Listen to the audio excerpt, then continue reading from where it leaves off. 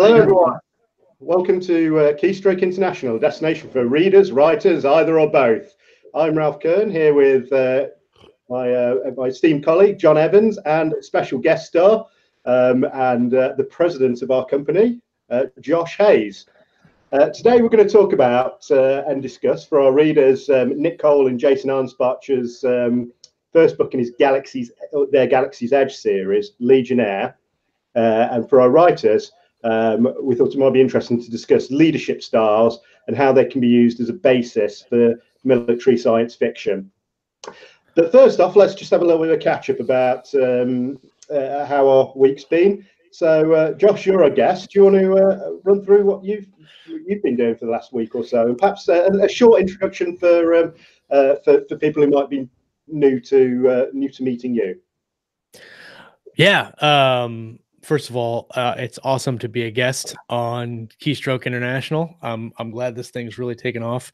What did I do this week? I have just finished, just like 2 hours ago, finished the developmental edits for Striker's War, which is my Order of the Centurion novel for the same universe that we're talking about for Legionnaire, the Galaxy's Edge universe. It's basically all the stories in that Order of the Centurion series are basically Medal of Honor type stories where people have either been awarded posthumously the Medal of Honor or have done something and earned it and lived. Like Richard Fox has written a novel, Jonathan Yanis has written a novel in that universe. Jason did, and then J.R. Hanley did as well, and Scott Moon did as well. So I sent off the dev edits for that to Ellen Campbell today. I'm like 5,000 words from finishing my very first solo mil sci-fi novel, Edge of Valor, and actually I got the cover concept art from the cover artist for book 2 this morning, and those were pretty cool. Oh, is it too cheeky to ask for a bit of a scoop on that, or shall we hold that one for another time? No, I could probably show you. I'm not scared. It's going to change a little bit. Let me see if I can find it real quick. Okay, just while Josh is searching for that, John, what have you been up to? Well, I've mostly been working on marketing things. I did get a bit of word count in, but we've got what for us is a big launch coming up at the end of the month, because we've got our first audio coming out, which is really exciting for us because we've never branched out into that.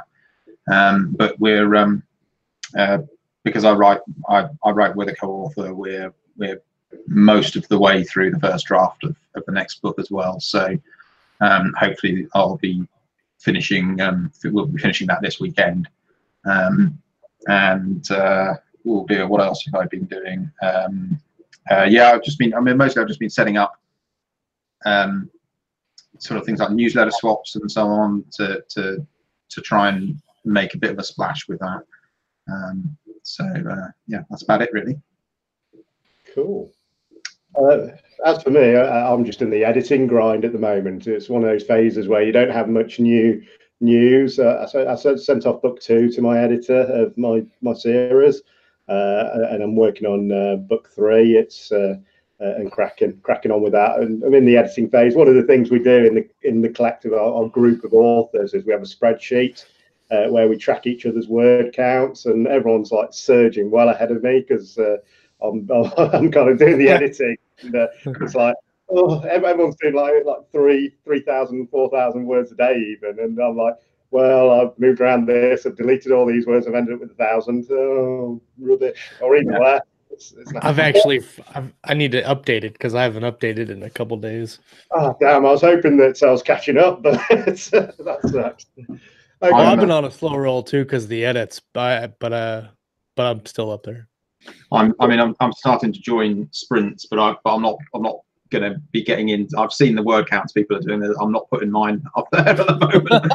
But over the weekend on Saturday, I also I had a long conference call with a collaborator who's going to collaborate in our universe. Actually, that's something I should have mentioned. That and that's going ahead now, because it was a little bit tentative at the moment at first. We were just trying to work out whether or not he was going to commit to the universe. He was reading the books over the new year to make sure that he was happy with the universe itself, which he enjoyed it. And then we worked out sort of contractual issues.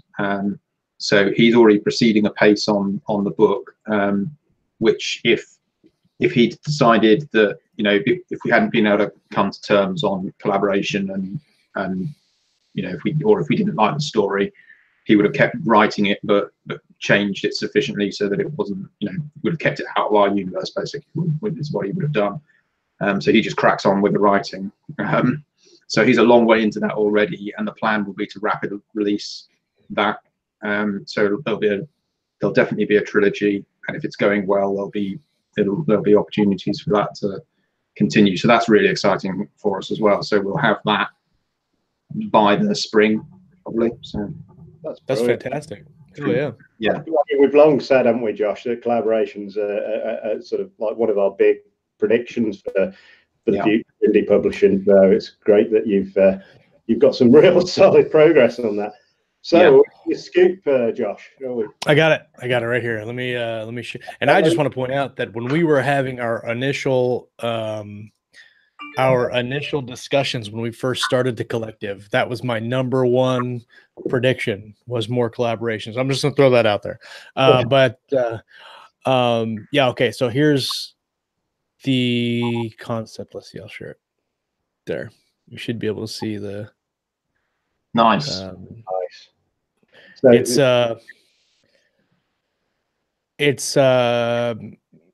I think it's really, really cool. Obviously, it's black and white. It's still kind of a concept-ish. We've got to make some adjustments, and I'm in conversation with him to make some adjustments to it so it fits with typography and all that stuff. But I think it looks really good.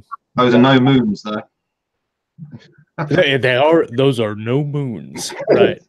No, that's really good. I love that sort of like looming ship, and sort of I can definitely sort of say it's like known for our readers amongst the group. When an author commissions cover art, one of the first things the cover artist will do is put together a rough and then kind of evolve it into what you'll see as the cover art. So I presume that somewhere that's somewhere between the two extremes, but like kind of rough concepts and things, because that looks like really detailed and really nice. And I can see it probably wouldn't take too much, the color obviously, but to bring it up to completely on point. But that's a real kind of, I love the long slitted bridge there. It somehow gives it like almost like a sort of a sense of presence, that spaceship. I like the fatness of that, and the way it you see a lot of sleek spaceships,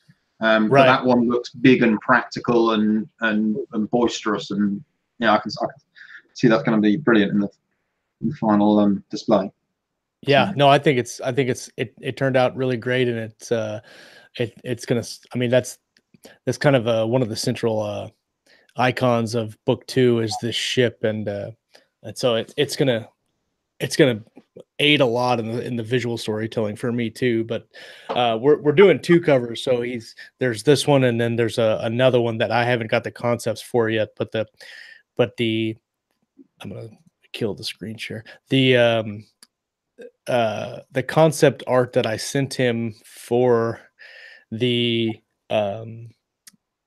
3rd cover in the series is legit. Like I just Googled it and I found it, and I said, this is what I want. He was like, oh yeah, I can do that. And so when I get that, it's going to be, it wasn't up to the like drawing it on a napkin type concept, but but it was pretty legit. Medium International, that'll make sense. We'll cover art, and I'll show. that would actually be a great topic for people, because a lot of the writers that would be listening to this, particularly new writers, wouldn't. You've got to get them over the hump of how they start with cover art when I first started, and it was dragged off stock up. Okay, so I can here, if you want, I can just really quick before we go and jump into it, I can show you here. Look, this is the concept for nice the third cover. And so we'll see how well it comes out. I think it's going to be pretty legit, but and also, you know, that like that going through EA and Call of Duty, one of the biggest franchises, there's been a hell of a lot of analysis on what is completely on point with the market. Right. You know, they've done all the hard work on the exactly. That works. Yep. Yeah, there was a documentary. Sorry. I was just going to say, speaking of hardened sort of Marines in a sort of like tough environment, and I would like to sort of perhaps devote an episode for our readers' information more than anything else, I suppose, and like perhaps for new budding writers onto cover art. So sure, if we shelf this for the time being, and we kind of leave it as what do you call it, John? An open loop, where we if we're wanting more. So yeah, we will definitely cover art and perhaps some of the steps that go into it. But on the topic of sort of space marines and things like that, the book that we want to cover today for our readers segment is going to be Legionnaire by Nick Cole and Jason Anspach, and it's and there it is. Josh, do you want to say something so you think come up? Oh yeah, here, look. Yeah, that's the paperback cover. Dumpster fire. This is a book I really enjoyed. So to crack things off though, and on one note, it's a real privilege to have Josh here, because I know he's real knowledgeable about the universe, having been commissioned or collaborated. I don't know what the correct word is. Commissioned is probably right. Commissioned is probably better. Yeah, to write in that universe. But John, do you want to cover the blurb for us? Just tell us. I'll give it my best. Your voice. The galaxy is a dumpster fire, a hot, stinking dumpster fire. And most days I don't know if the legionaries are putting out the flames or fanning them into an inferno. A hostile force ambushes Victory Company during a reconnaissance in force deep inside enemy territory. Stranded behind enemy lines, a sergeant must lead a band of survivors against merciless insurgents on a deadly alien world somewhere along the galaxy's edge. With no room for error, the Republic's elite fighting force must struggle to survive under siege while waiting on a rescue that might never come. When you think you've surrounded the Legion, you've just made your last mistake. Yeah, so I first read this book a few months ago. I think I was behind the curve a little bit on it, because when I read it, I was like, this is bloody awesome. I mean, just sort of like the sort of basics first. It's kind of like a first person, which means it's from the perspective of the sergeant in charge of the a section of legionnaires. What would the equivalent of a legionnaire be? They're not quite army.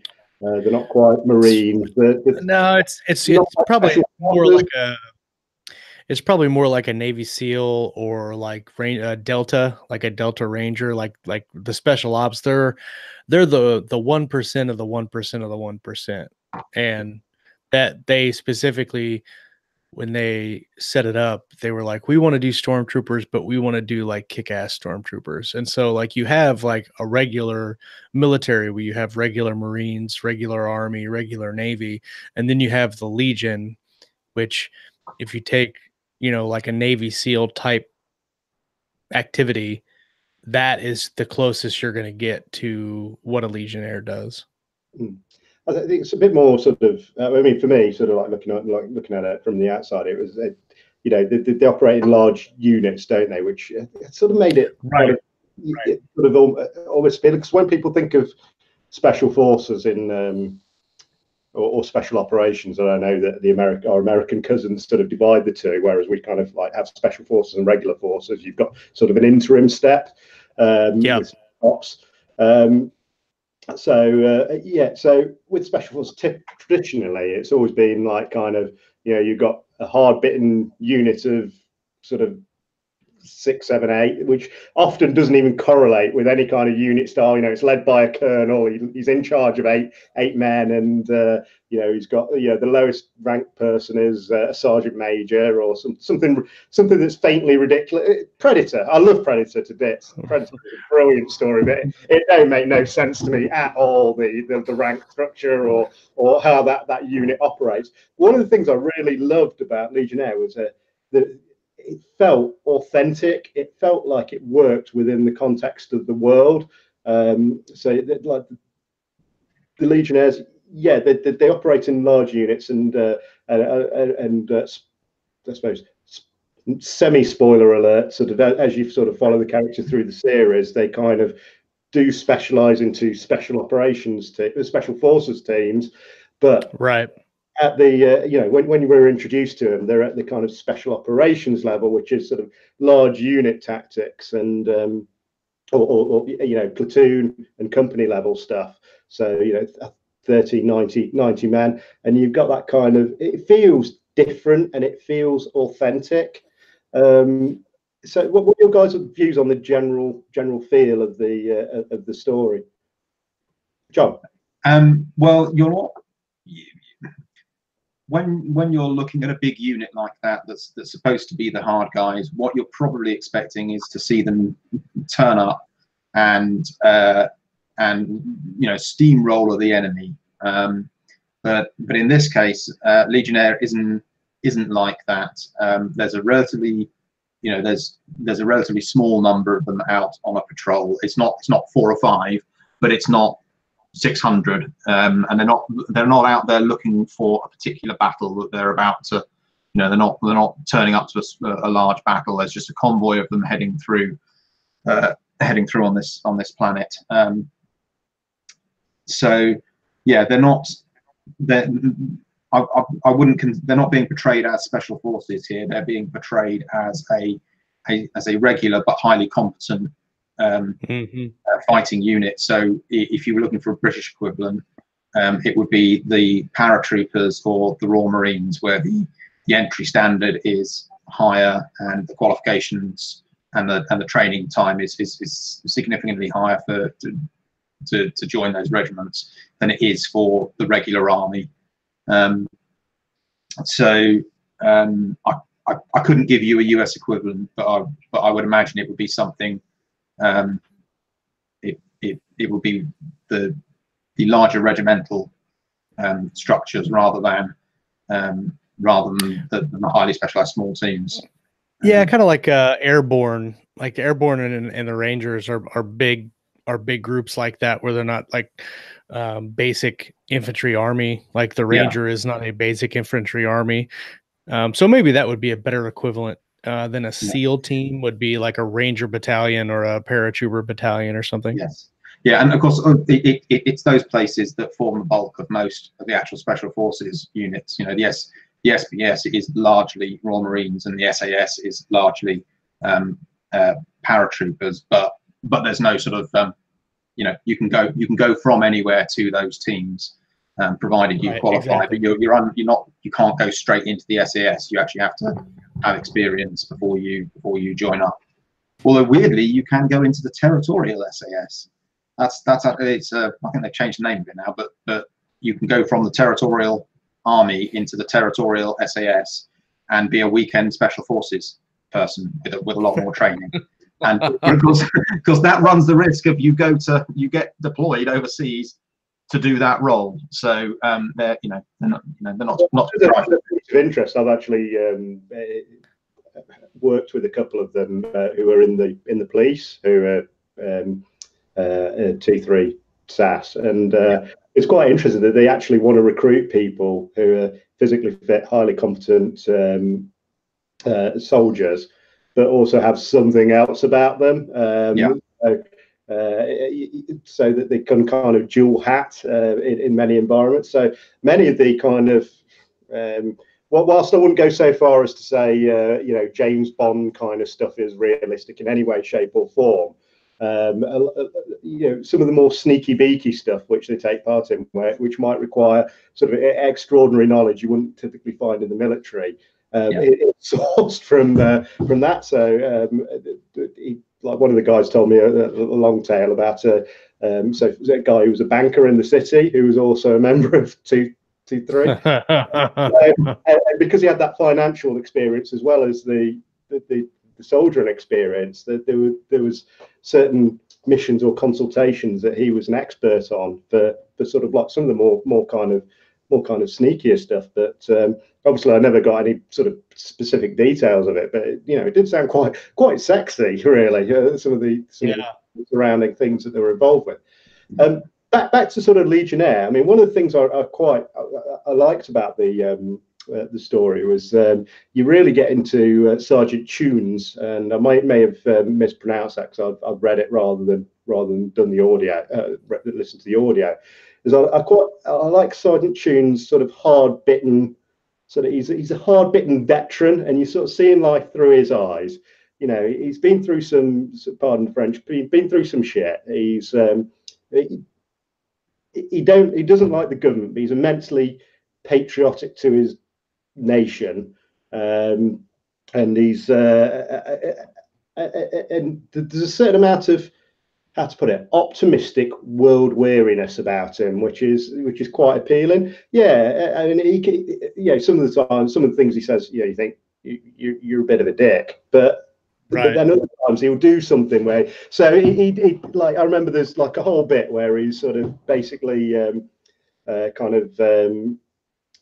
sort of whinging about enemy civvies in a combat zone, but then when an attack comes in and like a village is destroyed, he's breaking his fingernails digging out sort of kids and things like that. So there's that kind of quite nice, that's sort of quite interesting dichotomy with the character. He's he's certainly got some views and he's not scared to express them, but also he's when it comes to it, he really steps up and he really like you see that he's basically got a heart of gold. What was it like writing in that universe? Because one of just pause on the question, Josh, but one of the things I really like, the other thing I really like about it is how real and authentic the universe feels. It feels like it's a real, double using the word, it feels like a cohesive universe with a lot happening, and that's much more than happening than's off the page. And as you go deeper through the series, you kind of realize that. What was it like writing in that series, Josh? Well, first of all, I completely agree. And one of the things that I liked about Legionnaire right off the big bat is it drops you into what's going on with absolutely no context whatsoever. You start off on the mission where they're at on Kublar, and then you just go with them through the mission. And so that was one of the things I really liked about the book, because you might not know like everything that's going on as a Legionnaire or a Ranger or whatever in the grand scheme of things. All you know is what you can see in front of you, and that's that little small bit. That's what you're doing right then, and that kind of really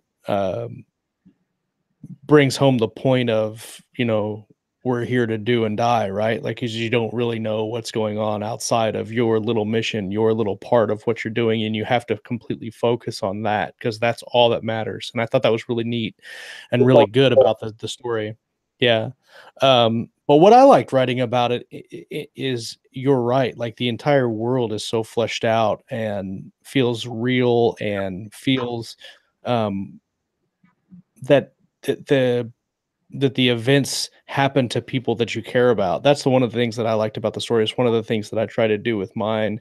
And actually the dev editing process with Jason, that it's gone. We spent about 4 days dev editing the book over this last week, going through and fixing things that didn't work for canon, fixing things that might not have worked for the character. And I wrote this book back in March of last year. So it's been almost a year since I've actually seen the manuscript. And when I got it back, I was like, oh, hey, this is actually pretty good. Myself. Yeah. And just having, I tried to take what I liked about Legionnaire, which was doesn't matter what else is happening in the rest of the galaxy. All we're focused on is what's happening right here. I tried to bring that into this book and bring the reader into a world that maybe they don't fully understand, and even the Legionnaires don't fully understand, but they don't need to in the context of what they're doing, and pushing them through something that matters. And this book basically runs just before Legionnaire in the timeline of the series, and so there's some really cool cameos, kind of callbacks to what happens in Legionnaire, in the grand scheme of things, not actually what happens on Kublar, but in the grand scheme of what happened during that mission, and the things that you learn about as you go through, book 4 of Nick and Jason's series. And that was really cool to be able to kind of tie into some of those aspects of the universe that aren't really fully fleshed out. I mean, you understand what's going on, but the events in this story, when you get to the end, kind of key into some of those little things that hint at, so if you paid attention during like book 3 and 4 of their series, and then you read mine and you get to the end and you kind of really pay attention to a couple, it's a very small section of the book. It's like a page, but you pay attention to that thing and you're like, oh, that's pretty neat. That's really cool. And that was cool because I've never had an opportunity to tie into something that so many people loved and have read and liked. And so the opportunity for me to write this story, which is completely separate from Legionnaire and what they're doing in that storyline, but then I can tie in some of the events and some people will be like, oh, that's really cool. That was fun for me. Yeah. Well, it must be sort of amazing to sort of like, I'd love to sort of like have a nosy through the World Bible. I've just started book 4 as well. One of the things that sort of, immediately take from that. So, for people who might not be know, there's 9 books in the original series. There's a number of sort of spin-offs and kind of, I think the best word would be appendices. So I've kind of like, I keep a weather eye on the Facebook group, and like I'm told that sort of like you've got like 9 books in the story. Once you read book 4, and then there's like Imperator, which sort of like then is a sort of side story which covers the bad guy or the bad guy's story. So about there is when you want to drop in and read that, and then come back to the main story and so on and so forth. But right, as I understand it, you can read the nine stories. But I've just started book 4 at the, now, and one of the things I like, it's almost the opposite of Legionnaire. It's kind of there is no fog of war. Everything is explained to you. It's a whole it's a whole star system wide battle, and there's things going off here, there, and everywhere, and nothing is hidden from you in that context, and in you get to see the battle on every front, and it's quite an interesting dichotomy, much like the dichotomy between book 1 and book 2. So book 1 sort of like really sort of on point military, and it feels like a real military. You go to book 2 and you think, am I actually reading the same thing in the same series here? Because it turns into kind of smugglers and daring do, and you're like, and then you read book 3 and suddenly it makes sense about like the there, and sort of like it's like a string drawstring has been tightened up, and you go like, now I get it. Now I get it. Well, do you know why that happened, right? Was it book originally it was going to be 3 was 2 and 2 was 3 or something, or I don't know. Well, Galactic Outlaws was supposed to be the start. That was their series. That was going to be the first book in their collab series. And Legionnaire was just something that Jason was doing on the side. It was supposed to be just a standalone deal. And Galaxy's Edge was book 1 of their Galaxy's Edge series. And what happened is Legionnaire became such a big hit that with their beta readers and all the insiders and all that, they just quickly rearranged what they were doing and put it together as the first book in the series, because they saw the the importance of the book and how it would be received and read by fans of military sci-fi. And yeah, I mean, they were right, obviously. Yeah. Yeah. So that it's kind of a little. Well, it totally changes the way that works as well, because you get an insight into what's going on in the military life there, whereas that's not what the second book is really about at all. You know, you're seeing a much more much more, I don't know, a political adventure story that sort of roams across multiple locations and so on in a completely different way. So it's got a completely different tone to the first one. One of the things I really liked in 2 was when they were on the receiving, or there was a crew on a spaceship who was on the receiving end of the Legionnaires, and right, like you had this sort of like thing where they were the Legionnaires were charging into a hangar or something, and you know they were expert marksmen, and they were like taking out the enemy, and you kind of get the impression that sort of they trained and their tactics were for absolutely overwhelming force, and you thought, oh, I wouldn't like to be on the receiving end of that. So right. Because I would suspect that they are on a tactical level, at the very least, they are led by some very competent people like Sergeant Tune, which is a forced segue into the next portion of our show. Very good though, very pro. Any further comments on Legionnaire other than buy it, read it, you won't be disappointed? Yeah, buy it. The audio production is fantastic. So if audio is your preference, definitely go for it. And if you like military sci-fi, I'm sure you'll enjoy the series. But I'd also say that it's I've only got into the first 2, but I also think it's going to satisfy you in more areas than just military sci-fi. It'll you know, ongoing the series will have political elements and so on. Is what I'm expecting from what little I know and from actually only having read the first 2 books. But yeah, I think it's a great universe, and well worth a read of, you know, well worth anybody's time. I think it hits a lot of space opera style points as well. I mean, while the military feels authentic, sort of, you know, there's you know, it's got space opera elements. So you don't have to be a physics or engineering major to understand much of what's going on. You know, it's very much a kind of enjoy it kind of story. Right, absolutely. Right. So one of the things we wanted to discuss for the writer segment, and hopefully find it's something that readers will find important, that generally, in fact, I'll go too far as say invariably, during a book, especially in military science fiction, but many other styles of books, you'll find that there is a leader leading a bunch of followers. So what we wanted to touch on was leadership styles.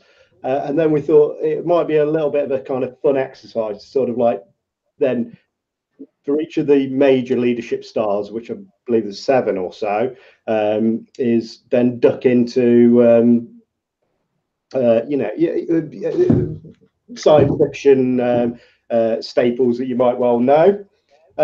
So I've got in front of me sort of like the seven leadership styles, and so the first one is something called autocratic leadership style. It's sometimes called the dictatorial leadership style. So what this is it's kind of like really kind of it's one-dimensional. It's one way basically. So you over there, you're doing this, and you're doing this now. I don't want to hear any back chat. I don't want to hear any consultation. I'm directing it. Everything is one way. You are going and doing that. Now, obviously, it has its pros. It has its cons. So, firstly, can you guys think of any sort of science fiction sort of captains or squad leaders or whatever it might be who follow that kind of leadership style? I mean, yeah, I might suggest Commander Adama from Battleship for that, because he never really comes across as a guy who honestly cares about anybody else's opinion or information or experience. But then again, I'm not a massive fanboy of that series. I liked bits of it, but not. He didn't convert me. I'm a fanboy of BSG. Sorry, Josh. No, I was gonna say I love BSG, and I would also I was thinking of Radchek, Sergeant Radchek from Starship Troopers, the movie. That he's got that kind of leadership skill where he's like, "You're gonna go do this right now," type attitude. I'd like to duck back into Radchek because I think that might prove important for another leadership style we're going to discuss. But there are clearly pros to that kind of leadership style, and there are cons to that leadership style. Can you guys think of any sort of any pros to sort of an autocratic or a dictatorial leader as opposed to sort of any others? Well, if it comes to, go ahead, John.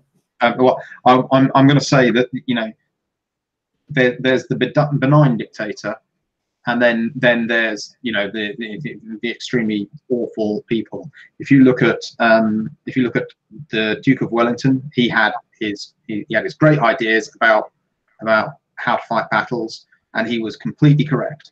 That's why he kicked ass all over India and the Peninsula Campaign, because he was quite a brutal leader. But he was much more interested in winning the battles than in following some old-fashioned strategy like Napoleon's battle order. Just didn't work in the Peninsula Campaign. It wasn't, columns versus ranked riflemen doesn't work. He was quite a firm leader, and he wasn't the bloodiest leader at the time, because back then it was very much if you're giving the high-ranking officers grief, you're probably going to be flogged to the point that you'll die. So it was pretty harsh. But he was actually interested in looking after his men and having them survive. But still, if you were the guy going into the breach, the first few people to go into the breach of a fortification were almost certainly going to die. It was a good way to get promoted because it was so risky. So he was probably quite autocratic, but he's viewed in a good light because he won battles. If you don't win battles because you're autocratic, but you're not competent, then that's where it demonstrates that there are massive flaws to it. Because if you're not taking other people's information and making good use of it, you've got an immediate weakness there if you can't spot a problem. I'd say that the other kind of advantage of that leadership style is agility, because you've only got one decision maker in the chain of command. If I change my opinion or want to move my troops from A to B, then rather than to C, then it all falls on me, and I'll make that decision. Like in a real life scenario, for example, as a police officer, we've got general policing duties, we've got public order duties. Now, my general policing duties, and as a sergeant, I'm a line manager in charge of the best part of 20 people now. We've got much larger group teams than we used to. But in a public order situation, I might well say, I ain't interested in debating this. You're going there, and you're going there. Whereas in like general policing duties, I might well be a little bit more kind of, right, this is our ultimate objective. How do you guys think that we are going to achieve that ultimate objective? Which would kind of feature into the next leadership style, which is democratic leadership style. Just one quick question, right? For those of us who are outside the jargon of modern policing, by public order situation, do you mean riot? Okay. Well, that's the extreme end of a right. Public order situation. Yeah. You've got a situation where effectively you devolve almost into military-esque style units. That's how But yeah, so it's something that's a bit more fast-paced, and generally you're operating under a chain of command that you are merely one segment of. Roughly speaking, a sergeant is in charge of 7 people in a public order situation, albeit in the riots which hit us back in a few years ago. I was because I was in an area which got hit quite badly for the riots. I was an advisor for guest units that we basically punched out a distress call for, but then they didn't know the area, they didn't know the geography, they didn't know anything that was going on. So I was on the senior officers sort of like hip and like say, yeah, we really need to go there. And I presented a menu of options, which he then made an autocratic decision about, because if he decided something against what my advice was, we didn't have the time or opportunity to do it. All I merely did was like essentially the intel officer about telling him what the situation was in terms of geography. And then they'll make it happen. But the democratic leadership style, now academically, this is considered like the preeminent leadership style. And the best one in most kind of situations. It'll be shit for public order or kind of a close contact military situation, or even sort of a far range. There might be opportunities in sort of like a longer scale battle, but I don't know, if you're breaching a room or something, you're not going to sit there and right, we'll kick to the door. What we're going to do now, guys? So there's basically what I'm saying is there's a time and place for all these leadership styles. But democratic leadership, sort of generally, if you're not dealing with a there and then life changing or life threatening situation, is considered sort of favourable in most businesses. So democratic leadership style is like kind of essentially the leader sort of, when it comes to some kind of decision or important point, the leader in a democratic leadership style. And just for our American viewers, we are making a massive distinction here. This is not a political show. This is kind of just the academic name of the style, is that a leader will essentially chair a meeting. So they'll have some kind of problem. They'll get a bunch of experts around the table. The experts will each give an opinion, and then essentially the leader will make a decision about it. Can you guys think of any example? I can think of one like massive example of a democratic leader. No idea. Captain Picard from Star Trek: The Next Generation, like the meetings in Star Trek: The Next Generation. So you have the pre-credits bit. They come across a blown up ship. There's a colony about to die or whatever, and you can like literally count it down. One of my favorite websites is Den of Geek, and it's like the countdown to the first meeting, and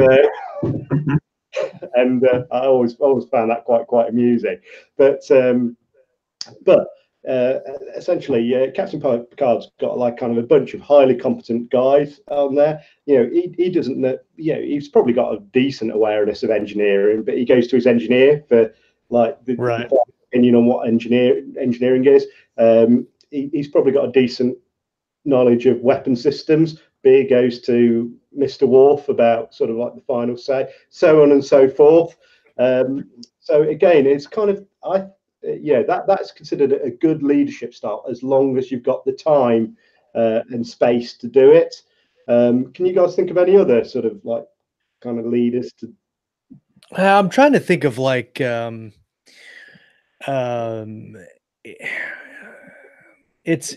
you look at like heist movies where you have a whole bunch of people that come together and do a particular job, and they've all got like specialties that they have that they bring to the table, and so they would know better how to use their specific skill set, and so they can lend that to the leader of the group, and then he can make the decisions on how they're going to go through. Like I could see as that as kind of that type of leadership style, but I can't. Like Ocean's 11, it wasn't really like that. Like it was just this is what we're going to do based on what these people can do. So I'm having a hard time like thinking of an example of where I've actually read of a story where this, well, but like you said, with the exception of Star Trek, I think the problem is it can be a bit long-winded, can't it? So sometimes you've got to kind of like set that kind of democratic leadership style about. So otherwise, you've got a quarter of the book where we're in a minuted meeting, which is basically a minuted meeting of like. So yeah, like Honor Harrington kind of is like a mix of democratic and autocratic, right? Like because she'll have a meeting with her commanders when she promotes to an admiral, even when she was a lieutenant commander of her own ship. She and Picard's kind of like this too, where it's a mix between give me all the options, tell me what you guys think, and then I'm going to make the ultimate decision. And so it's kind of a mix between democratic and autocratic almost. I think democratic leadership, because you're kind of like leaning on another style there. Josh, like that, like so, democratic leadership. The leader will still make the ultimate decision on it. There's another one called laissez-faire, which is what you're kind of touching on. Which, but I got you. But yeah, Honor Harrington would be a like great example. I love your heist movie example, sort of like a pure heist movie, sort of. Yeah. I'm the guy who'll sneak through the vents. I'm the hacker. I'm the guy who'll like. Be stood on the door with the machine gun and like sort of like take out the cops or whatever, and so on and so forth. So yeah, I think the heist movie is probably as good, if not a better example than the Picard, which was this sort of example I was thinking of. Yeah, right. I've just thought of another one that I was desperately trying to think of science fiction ones, because I can easily say, well, you can look at something like insert name of an actual political show here, and you'll see that style. The prime minister, the president, whatever, is consulting with people and is making decisions based on advice. But the Martian is a bit like that.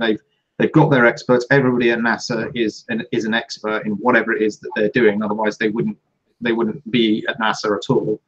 And the astronauts on board the ship, they make a democratic decision. The captain doesn't say, we are going back against NASA's orders to pick him up. They say, we're going to use this maneuver that Rich Parnell has come up with. And once we've started that, NASA just has to back our play because they can't get us back, so right. They've got no control. So yeah. I think NASA would be a great example, because there you've got a bunch of like highly competent people, but someone's got to make the ultimate decision, haven't they? Laissez-faire. So just to touch on laissez-faire, because I appreciate time is pressing on. Laissez-faire is where the leader just basically goes, I've got a bunch of experts. You tell me what's the best. You tell me what's the best. You tell me what's the best, and we will do that. The difference between a democratic leadership is you give me a menu of options, you give me a menu of options, you give me a menu of options, and we'll have some kind of synergy. And okay, we can't do your best option because it butts against that person's best option. But laissez-faire is kind of a positive anarchy in terms of leadership. It's all situational, isn't it? I mean, I think NASA would be sort of almost like I suppose NASA would generally, it'll be like a democratic sort of.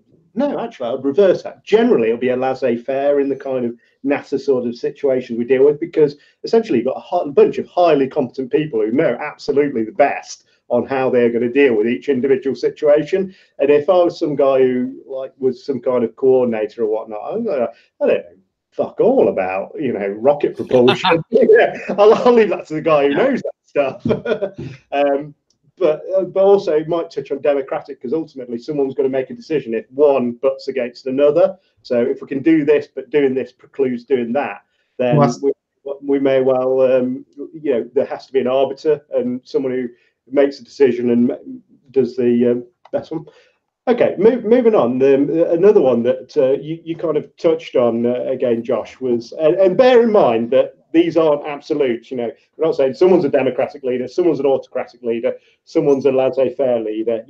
people kind of blend and they shift as appropriate to the situation. So a coaching leadership style. So there's a bit of kind of debate about whether this is actually a leadership style.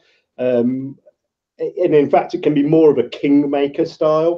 So it might be someone who's sort of more of an advisor or something. But also, Josh has given an example of a time when you've got a leader of a unit who is a coach as well. One obvious example is someone like Obi-Wan Kenobi. In Obi-Wan Kenobi in Star Wars, there's no doubt, I'm talking about the original trilogy, i.e. 4, 5, and 6, that he is senior to everyone else there. But yet you see him making very little direct sort of control. He very rarely says, you will go over there, you'll go over there. He's kind of like urging Luke through, because he's coaching him into a position. And if we can sort of cycle back to your sort of comments about Radchek, of the Radchek's Roughnecks, I think it's somewhat similar. Yep, I agree. Yeah. I sorry. Go ahead, John. No, go ahead. So Radchek, as you know, I mean, he starts out. He's got a prior military history, but then he's been a teacher for a long time. And then when the war happens, he goes. I mean, in the film at least, I can't remember enough of the book to. The book is incredibly different, and if you've only seen the film, you need to read the book, because it's amazing, but it's also very, very different. But Radchek he's making leaders. It's his way or the highway, but he expects people to use their initiative, because if they don't, then the bugs are going to get them. But also because the background of the book is that you earn, you get to live in the society, you get to be fine in the society. But if you want to really contribute, if you want to become a citizen and have the vote, or you want to earn the right to have children because they have population control, you do that through some form of federal service, which ignorant people often think means the military, but it doesn't. It means, military is the quote unquote easy one to do, because all you have to do is go to the bug planet and risk your life, and most of you will come back dead. But yeah, I remember that. Right.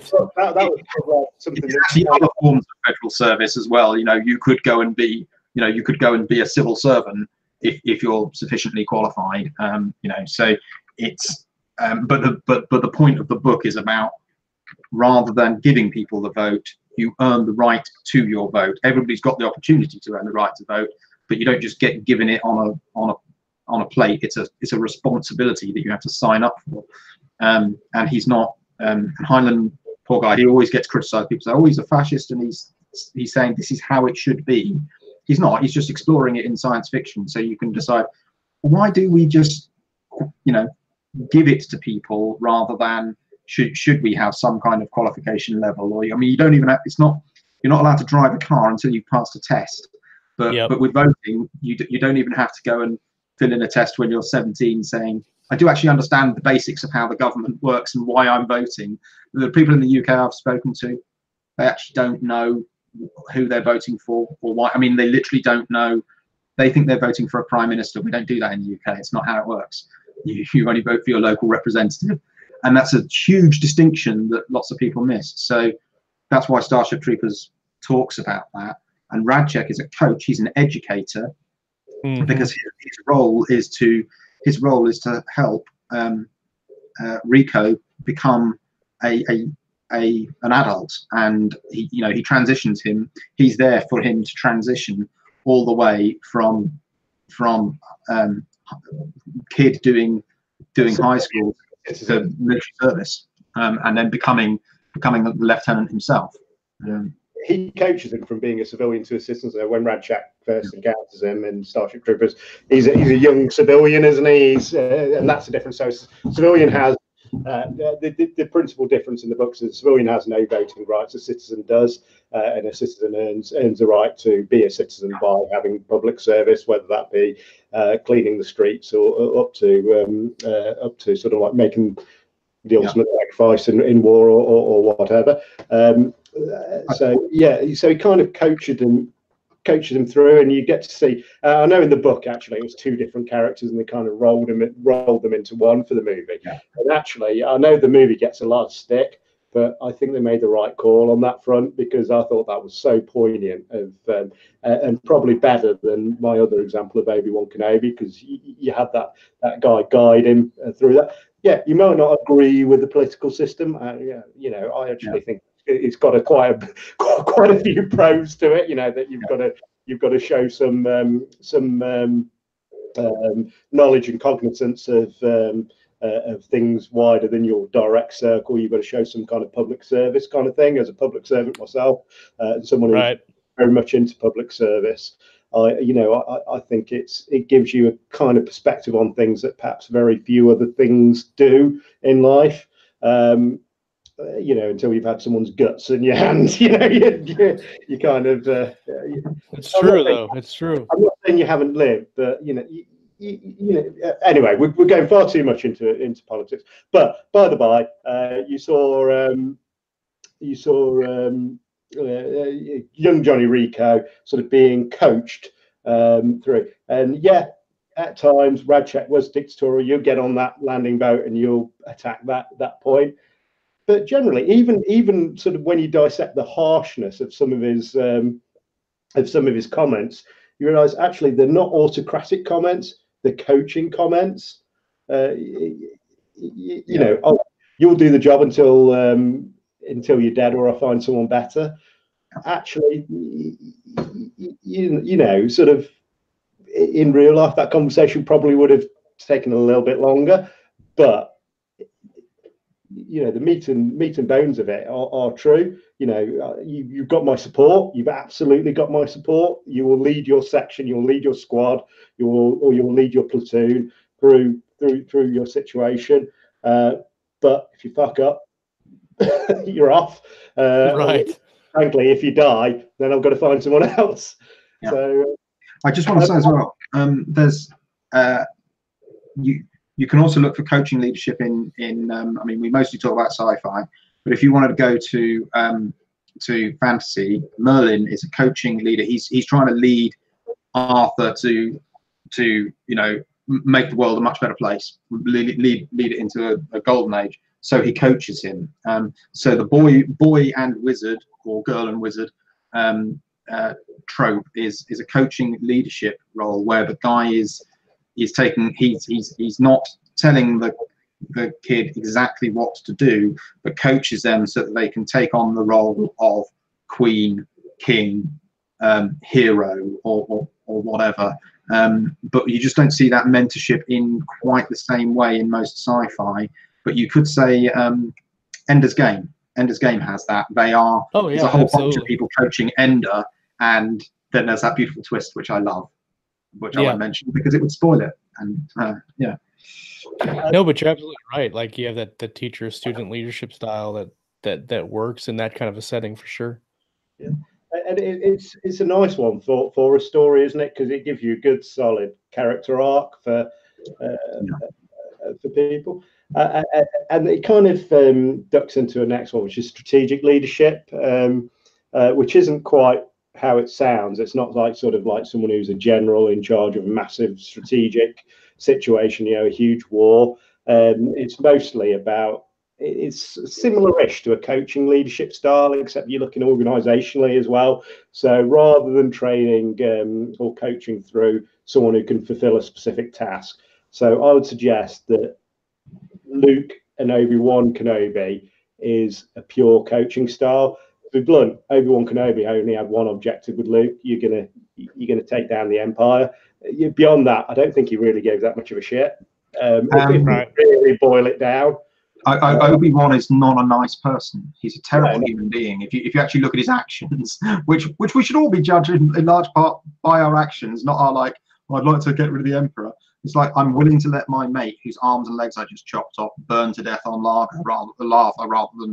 rather than stab him a couple more times. It's like, that's not a nice thing, Obi-Wan. And chopping some guy's arm off in a bar, also not a good role model thing to do, you know. It would be bad if I did it in a fight, and I'm me. I mean, I can't win a fight without a lightsaber. But Obi-Wan can just say, could you please leave the bar? And the guy going, yeah, oh, I should leave the bar, shouldn't I? I don't know what that guy's name is from the bar. Punda, because the Robot Chicken did a whole comic strip. Sorry, yeah, a whole cartoon strip. Punda. I think I will call on every viewer to get the banners of justice for Punda. Yeah. And those two guys now show up in one of the new films. They show. I can't. Rogue One. Rogue One. Yeah. You think, oh, I know Obi-Wan's going to treat you poorly. But back to strategic leadership style. So I would suggest that Obi-Wan Kenobi isn't really a strategic leader, because a strategic leader is about creating the next generation of leaders. Yeah. So who is?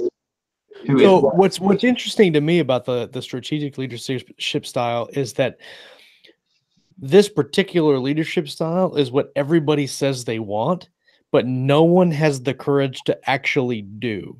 Yeah. Because you have military commanders that, and this goes for military, it goes for like CEOs and civilian companies and big whatever. Everybody says they want this type of thing where they want to hire these people to do and trust that they know what they're doing and do these things and handle their business, right? But it never works like that, because for the most part, you want to make they are control freaks, and so they hire these people that they think will be able to be well equipped and well trained, and maybe they are, but then they don't allow those people that are well trained and well equipped to handle those issues accordingly. They have to have their fingers in the pot, so to speak, to have their own little deal. So that's what I think is interesting about this leadership style. Yeah, so someone might say, "Oh, I want to be a strategic leader. I've done my studying of leadership styles. That's what I want to be." But actually, when it comes to practice, they're an autocratic leader, and right. Actually, one of the reasons why autocratic leadership is viewed as somewhat negative is that it stifles innovation. So if you got that reinforcement of constantly, I'll just do what I'm told to do, otherwise I'll get bollocked or told off. Yep.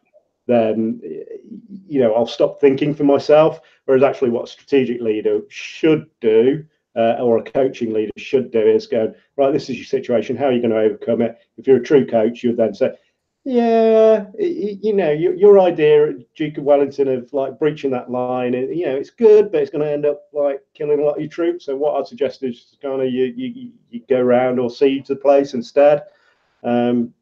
So yeah, I totally agree with you, and having worked in that the same kind of environment you do, Josh, I'd say that I've worked for a lot of people who would want to be strategic leaders, but really fall quite far. I'm pretty sure I'm a really good strategic leader. I'm just going to say that. Yeah. Maybe I'm like all 7. Yeah, you're all 7. I think I'm charismatic as shit too. Charismatic leadership. I mean, like we've done laissez-faire. Transformational leadership style is, it's basically transforming one thing into another. I was thinking of an example of this today, and probably the only one I can think of is, did any of you guys watch the Robin Hood movie with Kevin Costner? Oh, yeah. Yes. Yeah. All right. Okay. Sorry. Say yeah, like I'm a dickhead. Well, it's kind of a classic. It's a classic with Morgan Freeman. But yeah, transformational leader. So Robin Hood, he's a nobleman, fallen. He comes across a band of bandits, and he wants to transform them into, I suppose, in the context of that story, the merry men, but they were sort of the core of people that would, defeat the evil king. So I don't know. That's probably a transformational leader. And again, it might well be a kind of good story arc to sort of do. Do you guys think of any other sort of transformational leaders, like a bunch of sort of someone who's taken a bunch of one thing and turned them into another? Dirty Dozen. That's another one. I was thinking. it's not really transformational, but I was thinking of Saving Private Ryan and Tom Hanks's character, where it's not typically transformational, but he is able to take all these people from all these different walks of life and bring them together in the one unit and make them do exactly what he wants to do. But I think you're talking about the leader changing, right? Not the people. No, well, I suppose it could be both. I mean, Yeah. when it again, sort of like some of these are quite academic, so that makes them as somewhat woolly. So in terms of what they mean, but I think they mean some kind of like organisational change. So change leadership is actually sort of like a business in itself. You get consultants and stuff like that who get hired to come and turn an organisation from one thing to another. So, for example, we had in my police force, we had what we call Accenture, which is sort of like a massive contractual organisation, come in, and we said, right, we're stuck somewhere in like 1982. We need to transform our police force into something that's fit for the 21st century. How do we do it? Yeah. Top to bottom, they went and sort of reviewed all our working practices. Said this still works, this still works, this still works, and then what the hell are you doing that? Still, you know, and right. So, but you know, I suppose our chief constable, he was the one who sort of like had the vision to sort of like call them in to get them to do that. So would that make him a transformational leader? Possibly. He's not doing any direct leading on that. All he's basically saying is, oh, you know, I want to turn from one thing to another. Yeah, actually, I'd go with that. So yeah, that would have made my boss's boss you know, a transformational leader, because he doesn't have to actually do the doing. You know, he just has to empower people to do the doing, if that makes sense. Right, exactly. So yeah. I mean, I just looked it up, and I was thinking, I wonder if I can just cheat and find a good list of these, but I couldn't find any fictional ones. Nelson Mandela, though, after apartheid, he went round and found leaders in the community and got them on side in order to get them to create the change that they wanted to create in South Africa, and he did a pretty good job, I think. You know, he you know, it's that South Africa still has its problems, but they dealt with apartheid pretty well, and emerge a whole other set of problems from. Oh yeah, they got a whole other set of problems, but every country has that whole other set of problems. But they put a cap on it and had their whole truth and reconciliation type thing going on, and he achieved that by going to leaders and getting them to change what they were doing and work together. But no, I can't think of a fictional example of that. I think because it's well, it seems like a good sort of example of actually, yes. Back to David Weber, who was. You've got two transformational leaders in the People's Republic. You have Theismann and Foraker. Yeah, I know. I was thinking the other way with the antagonist as well. So the people. Robespierre.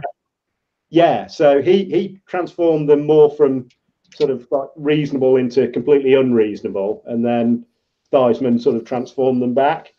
So yeah, I think that they would be good transformational leaders. Although what I'd say, it probably doesn't lend itself to a short, sharp plot arc that many of the others might be able to do, because by definition it's going to probably be quite long-winded. The last one, the last leadership style is charismatic leadership style.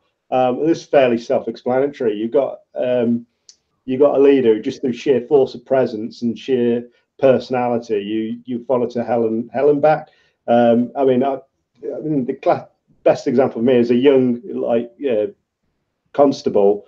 Like, my sergeant was a brilliant, charismatic leader. You would literally crawl across broken glass with your fly unzipped to, it. Yep. Oh, please tell me you've used that line in a book, because that is brilliant. Yeah, if you haven't, you need to. It was that kind of the sheer force of personality. And don't get me wrong, that's not me saying he was, always crowd pleasing. He wasn't always sort of like, oh, you can have any leave you want, you can do this, you can do anything you want. No, just through sheer, I will do anything just to get some kind of approval out of you. And that was the kind of leader that he was. And he's gone into private industry. He's on mega bucks now, and actually through just sheer leadership. However, he was also the shittest administrator I've ever worked for.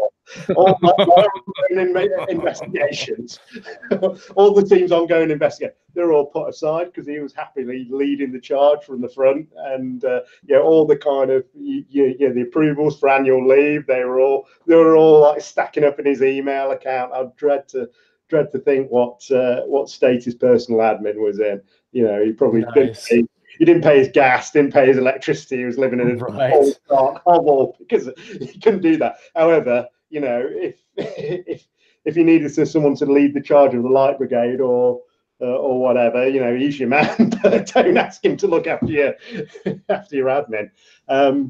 Classic example, I suppose, of a charismatic leadership style. And again, as I say, these ones cut across various other types of leaders as well. So they're not exclusive. Is Gerard Butler's, not Theocles,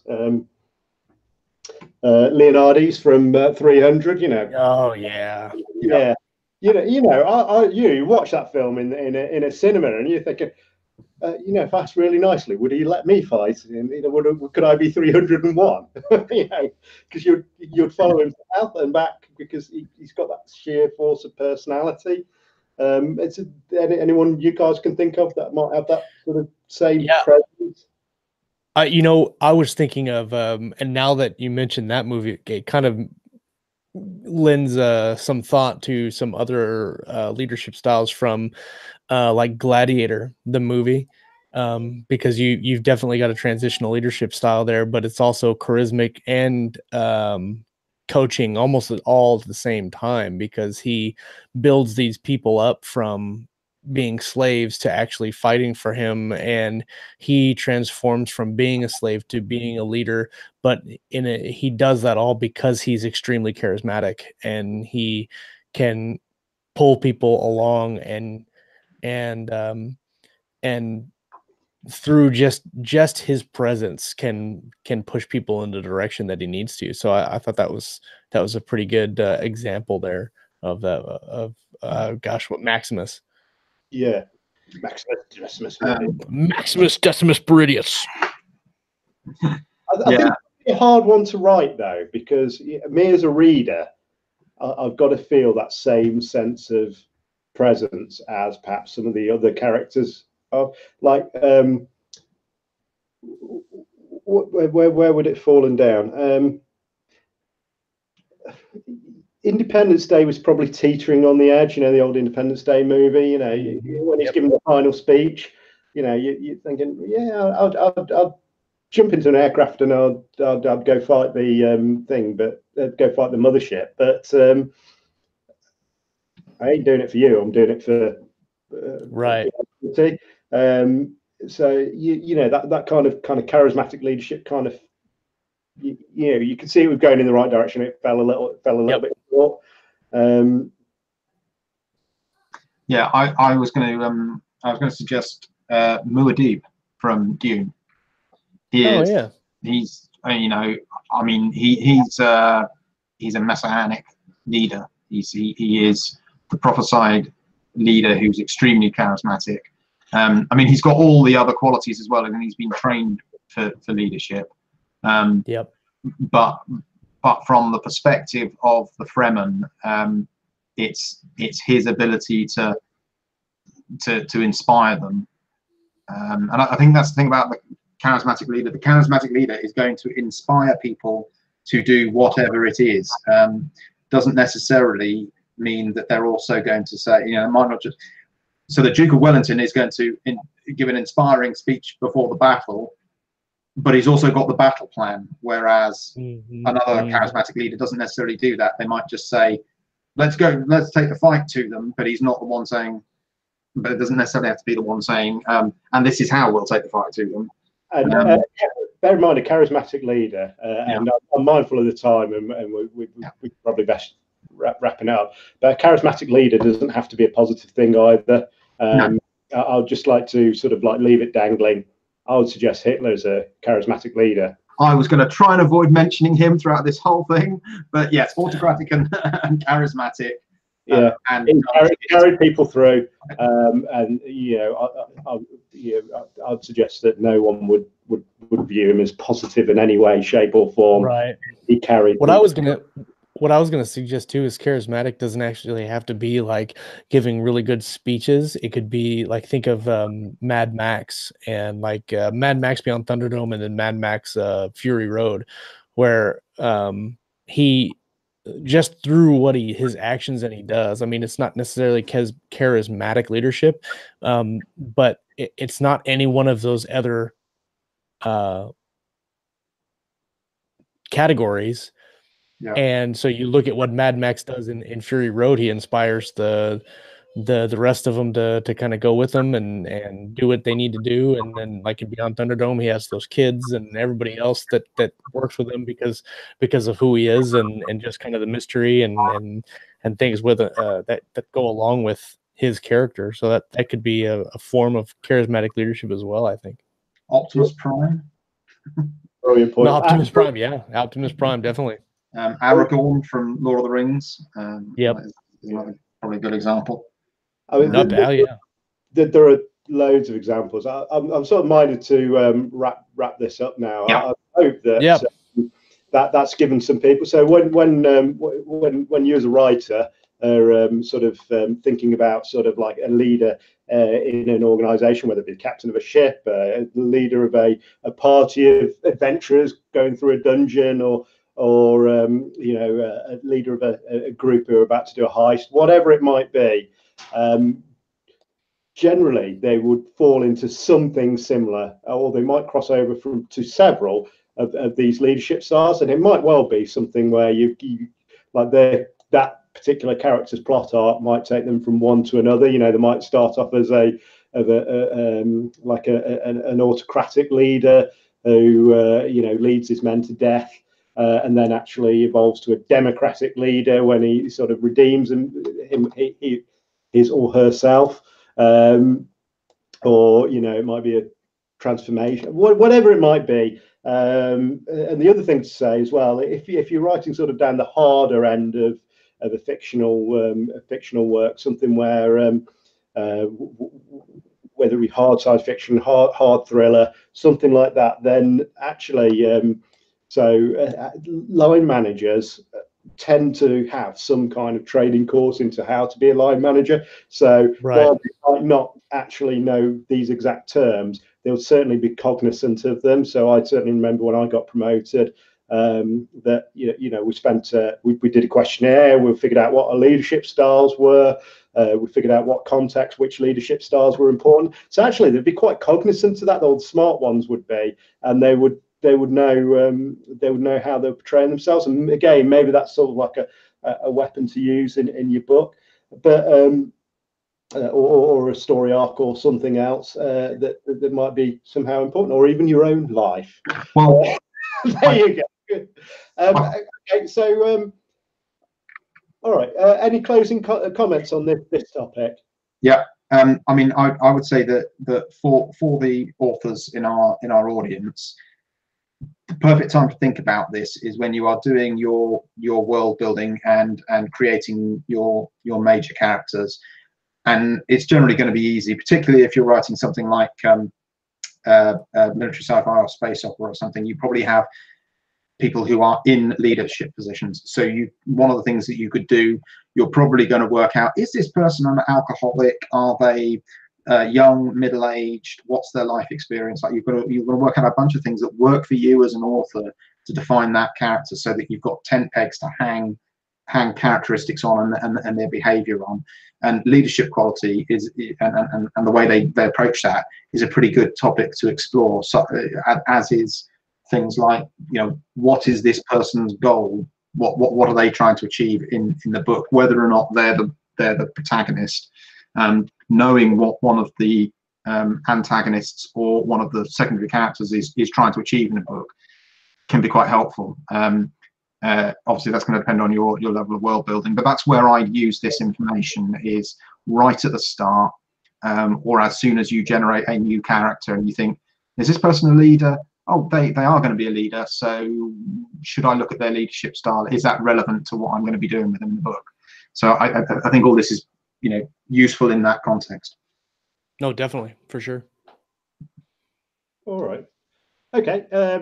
Thanks, Josh. First of all, I know we said it was going to be short and sharp, and then we found ourselves debating this topic. I can't ever be short-winded.